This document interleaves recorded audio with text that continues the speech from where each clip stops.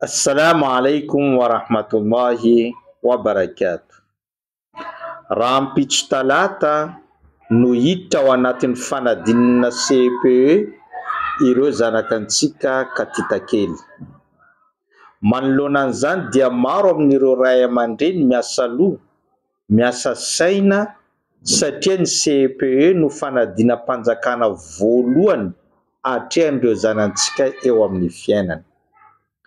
Ny finoana Islam raha teo izay noenty ny mpaminany Muhammadun sallallahu alaihi wasallam dia efa nametraka tonom-bavaka sy doa vakina raha sedra tojo fotoan-tsarotra na fitsapana na fanadinana dia hamaky ity tonom-bavaka izay vakiko manaraka ity.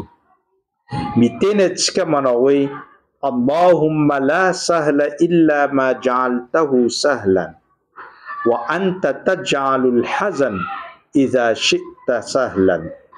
Izay midika manao hoe Tompo Allah, tsy misy zavatra mora mandalo eo amin'ny fiainako sy hatrehako raha tsy efa izay nataonao mora, ary ianao mahavita mamadika ny alahelo sy ny fahasarotana ho mora eo anatrehako.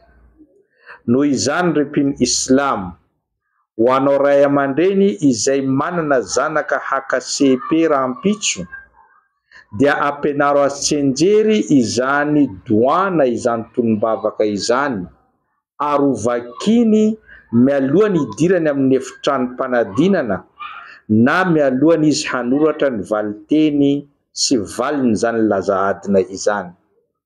Na raha ohatra ka tsy mahay tsenjery izy amin'izany doa izany dia vakio ary tsofo aminy mialohany hidirany ao anatin'izany efitranom-panadinana izany mba hahatonga azy ho tony ary ho tojo mora amin'izany fanadinana izay atrehany izany.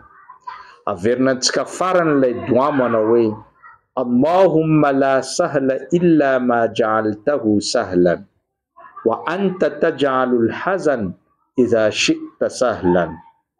Averimbereno izany doa izany ary tsofo amin'ny zanakao manomboka amin'ity alina ity mandra-pandehanany mandeha manao fanadinana rahampitso, ary vakio indrindra indrindra sy tsofo aminy mialohany hidirany ao anatin'izany efitrano izany.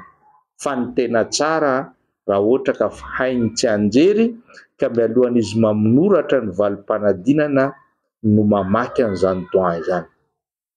Repiny Islam, ampitao any amin'ny olona rehetra izany mba ahafahan'ireo zanakantsika ho tony tanteraka manoloana an'izany fanadinana izay atrehany rahampitso izay.